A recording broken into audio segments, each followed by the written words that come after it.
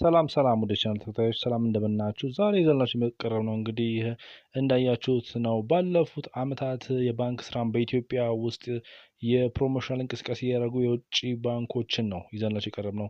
እንደምታውቁት የብሔራዊ ባንክ የውጭ ባንኮች አገሪቱ ገብተው እንዲሰሩ መፈቀዱ ይታወቃል እና በዚህም መሰረት ባለፉት ዓመታት እስከ 9 የሚደርሱ የውጭ ባንኮች እዚህ ኢትዮጵያ አዲስ አበባ ውስጥ ቢሮ ከፍተው እንቅስቃሴ እያደረጉ እንደሆነ ይታወቃል። በተለይ ደግሞ እስቲ አውሮፓውያን ባንኮች ስንመለከት የአውሮፓ ኢንቨስትመንት ባንክ አንዱ ነው። ስታንዳርድ ባንክ፣ ዶይቼ ባንክ እና ኮሜርስ ባንክ እነዚህ ባንኮች ሲሆኑ ከአውሮፓ ከህንድ ደግሞ ኢምፖርት ኤክስፖርት ባንክ ኦፍ ኢንዲያ ይገኛል።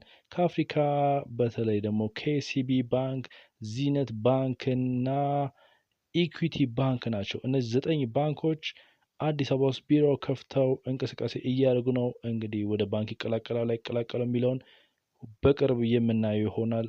ለዛሬ ነው። እናመሰግናለን።